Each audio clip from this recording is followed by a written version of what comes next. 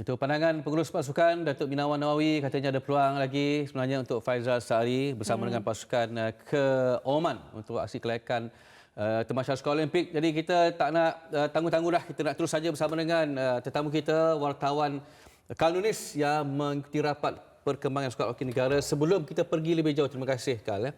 Sebelum kita pergi lebih jauh, saya nak tarik semula cerita tentang laporan anda tadi menyebut bahawa Arul berbincang dengan pemain senior. Saya nak tahu siapakah pemain senior yang berada dalam kelompok pemain yang bermesyuarat bersama dengan Arul kemudian membuat satu keputusan bahawa Faizal perlu ditinggalkan. Okey, baik.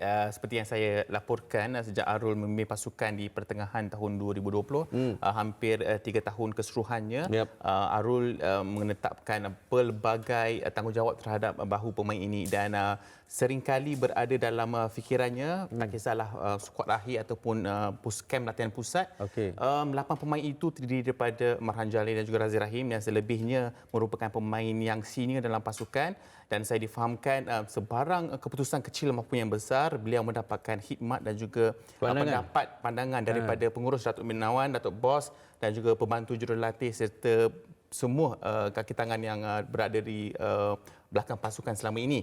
Suka diingatkan juga, Coach Arul ni tak suka untuk menaruh harapan terhadap kebarangkalian yang negatif yang akan melanda pasukannya.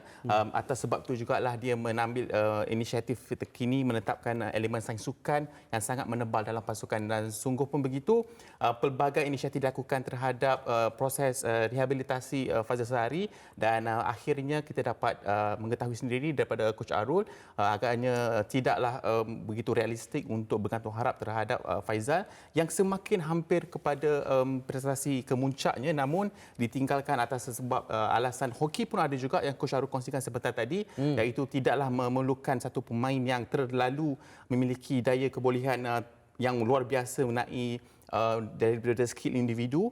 Selebihnya lebih percaya terhadap pemain yang ada keinginan yang lebih besar, jiwa yang lebih besar di posisi jentera serangan. Dan selebihnya saya difahamkan antara elemen yang membuatkan Coach Arul ambil keputusan ini sebenarnya Akbar dan Suzana, sekembalinya pemain utama daripada jentera posisi pertahanan, pemain tengah dan juga penyerang kembali ke posisi asal mereka buat kali pertama sepanjang 3 tahun. Kalau sebelum ini bereksperimental dan untuk menjadikan pemain ini lebih lengkap seperti Shelo Silverius yang merupakan pemain tengah kembali ke posisi asalnya iaitu penyerang. Untuk kesaingan kelayakan di Oman ni semuanya kembali ke posisi asal dan atas waktu itu saya rasakan posisi penyerang kini sudah pun tiada tempat buat Faizal, bab kata Coach Arul Sevaraj. Okey, jadi bermaksud di sini kalau kita nak memperkatakan tentang siapakah pengganti di posisi Faizal tu dah sebenarnya tak ada masalah dekat situ. Memang dah ada namanya dan mungkin Kak boleh kongsikan juga. Nama memang kita senang nak cari kan, tapi pengaruh dan juga impak dia itu satu perkara yang lebih berbeza. Di atas kertas tanggungjawab yang ditinggalkan iaitu selaku penyerang utama pasukan sudah pastinya akan adalah pemain-pemain yang akan ditampilkan selepas ini iaitu Syafiq Sumantri dan juga Syarif Sabah. Dua pemain ini merupakan satu pemain yang seringkali dilanda kecederaan. Syahril hanya beraksi 2 perlawanan dalam tempoh 17 bulan yang terakhir, mengalami kecederaan yang paling serius sepanjang kerjanya dan juga Syafiq Sumantri pemain yang seringkali beraksi untuk 2 edisi Piala Dunia yang lalu. Mereka sebenarnya bukanlah asing tetapi seringkali dilanda kecederaan. Itu soalan yang ditujukan kepada Arul, mengapa mereka ini diberikan peluang di tahap yang cukup-cukup crucial, cukup-cukup cemas untuk imej dan juga maruah skuad hoki negara 24 tahun tanpa penampilan di pentas Olimpik. Namun Coach Arul lebih menitikberatkan elemen sains sukan dan 2 pemain ini akan menggalas kelibat Faizal Sahari di jentera serangan. Namun yang lebih krusial, yang lebih penting sebenarnya tugas pakar pukulan sudut penalti negara, kita tanpa Najmi Farizal Jazlan yang cedera lebih awal dan merupakan flicker kedua negara.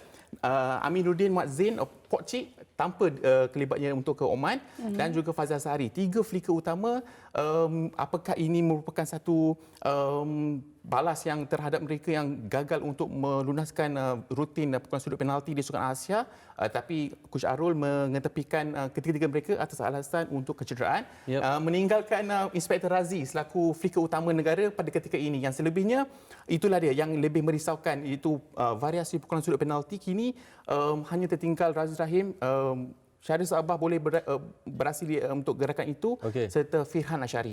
Baik, Kal ada dapatkan komen daripada Syahrir Sabah? Sempat sebelum kita lepas PC itu, kita dapatkan komen Syahrir Sabah melihat daripada apa sebenarnya yang berlaku dalam emosi ketika ini selepas diberi kepercayaan buat kali pertama selepas hampir setahun diketepikan, dan kita dengarkan apa kata Syahrir Sabah. Kondisi saya sekarang, saya rasa lebih baik lah. Saya rasa lebih better, saya rasa badan fizikal saya kuat. Cuma saya kena dapatkan saya punya fitness game lah. Itu berbeza lah bila saya buat fitness lari biasa dengan fitness dengan ada karaoke, memang beza kan.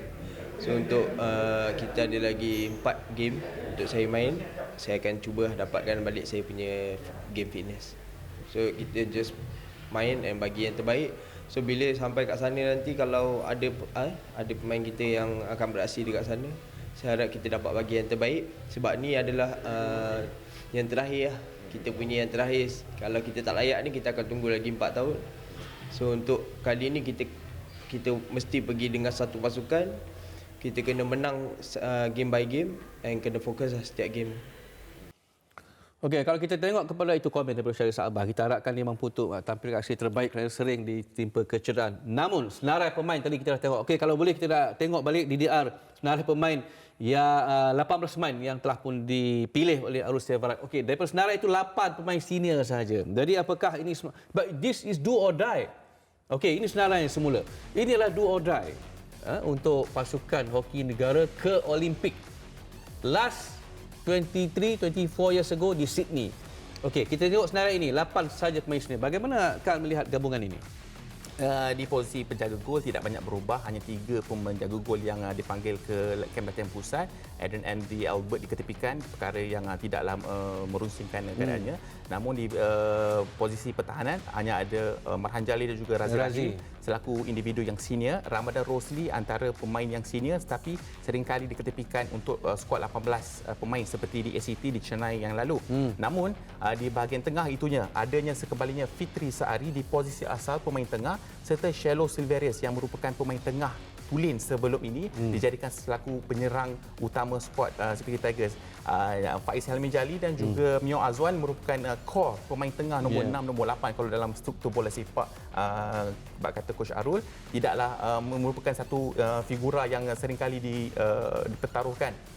Di posisi penyerang Firhan Ashari, Ashran Sani dan juga Azrai Azad, 3 pemain yang core yang diberi tanggungjawab melalui pelbagai jatuh bangun bersama dengan Arul Sevaraj. Itu antara pemain-pemain yang orang cakap seringkali diperuntukkan oleh Coach Arul untuk diberikan mandat dan juga tugas selaku di kejohanan utama, memandangkan mereka ini versatile dan juga memiliki kelebihan iaitu kelajuan.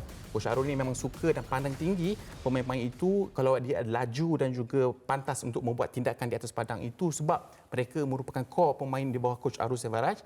Namun ya seperti yang kita tahu, tanpa Kelipat Fazal Sahari yang memiliki pengaruh yang besar di Piala Dunia yang lalu dan juga di ACT di Chennai, apakah skuad ini mampu bereaksi di bawah tekanan tanpa pengalaman yang cukup besar di pentas antarabangsa? Okey, pun begitu Kal, sudah pasti kita mahu mendengar perkara-perkara yang baik saja menjelang kempen mereka ini. Kal sudah pun mengikuti Arul Sevaraj dalam beberapa kejohanan, mengikuti rapat sampai ke India kan? Betul. So jadi mungkin sedikit boleh berikan perkongsian keistimewaan yang Kal lihat daripada senarai pemain yang dipilih 18 pemain ini, mungkin keistimewaan yang boleh diketengahkan lagi oleh Arul. Okey, keistimewaan dia buat kali pertama selepas sekian lama tanpa pemain kelibat yang di atas 30 tahun ke atas. Majoriti pemain ini yang saya nampak akan meneruskan tuntutan bersama dengan skuad negara biarpun selepas aksi kelayakan ini.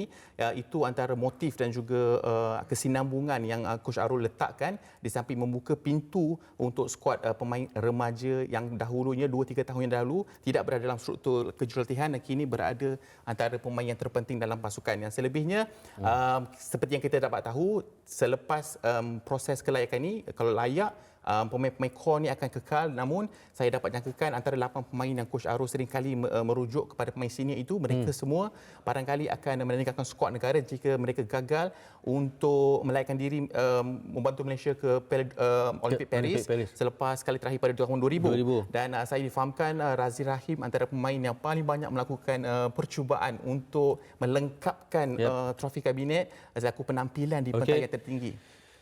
Baik, terima kasih Kak Nunis. Walaupun kita ada soalan lagi nak tanya kepada Kak, kita akan bagi episod 2 bersama dengan Kak untuk persiapan ke kelayakan Olimpik di Oman. Terima kasih Kak. Sama-sama. Thank you so much.